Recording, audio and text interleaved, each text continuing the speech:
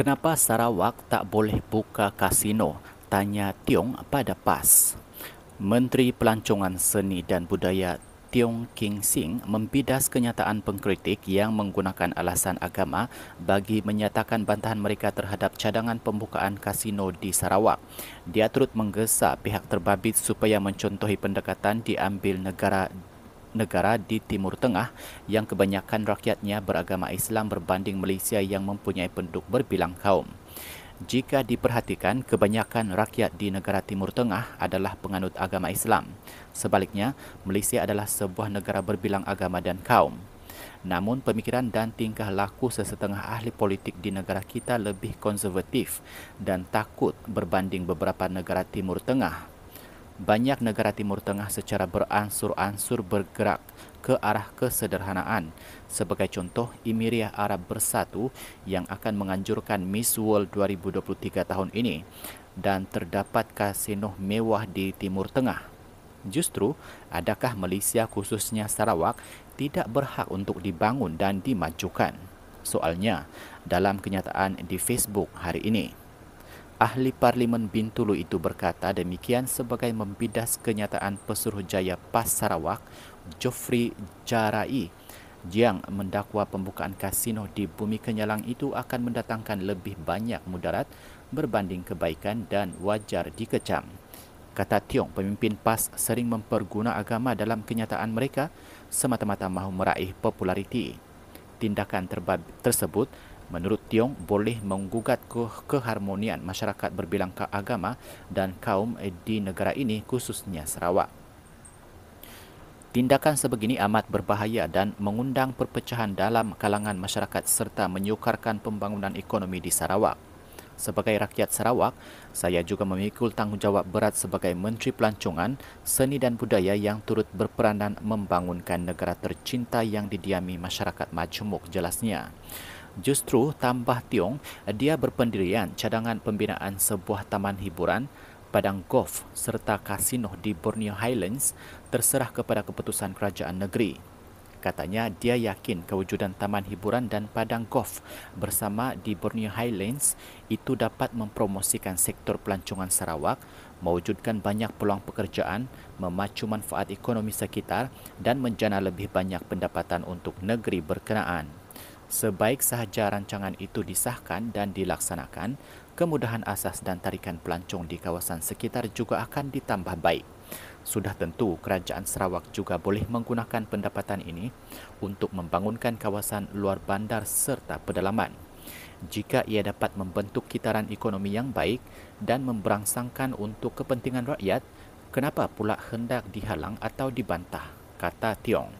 Jelasnya lagi, apa yang dirancang itu adalah untuk pembangunan masa depan rakyat khususnya bagi memenuhi impian masyarakat luar bandar dalam mendapatkan kemudahan asas. Mereka tidak sabar untuk memiliki kemudahan asas yang sama dinikmati penduduk di bandar, termasuk infrastruktur jalan raya yang sempurna. Namun ini perlu ditambah baik menerusi usaha-usaha ke arah meningkatkan pendapatan negeri seterusnya dapat memenuhi harapan rakyat.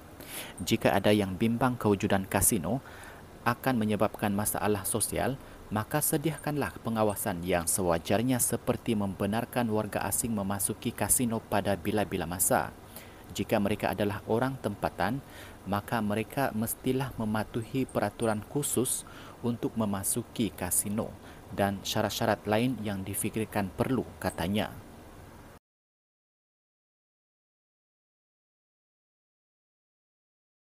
Kurangkan penutupan jalan raya ekoran pembinaan.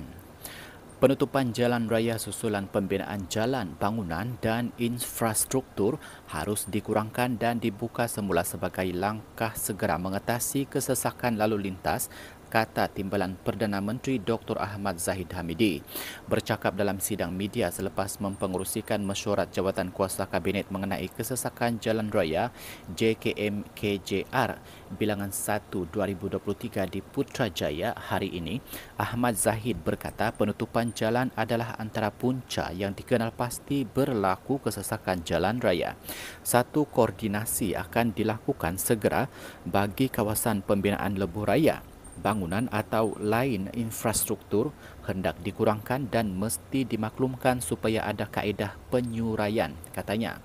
Ahmad Zahid berkata, penukaran laluan mesti dilakukan segera bagi mengatasi kesesakan terutama di waktu puncak dan dalam hal demikian, jalan atau laluan utama ke satu destinasi akan diperluaskan dengan laluan kontra.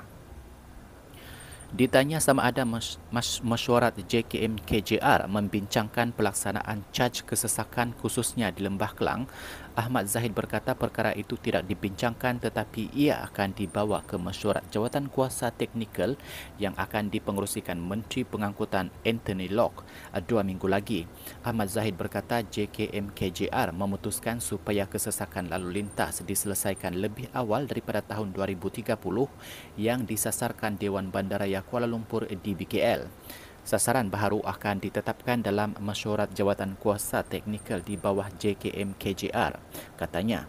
Sementara itu, Locke berkata pihak polis memaklumkan sesetengah jalan raya ditutup terlalu lama dan penyelesaian segera kepadanya adalah semua jalan yang ditutup mesti dibuka semula. Ada jalan yang sudah 2-3 tahun ditutup tapi belum dibuka balik. Tapi kita nak penutupan jalan yang sudah terlalu lama mesti dibuka balik segera, katanya.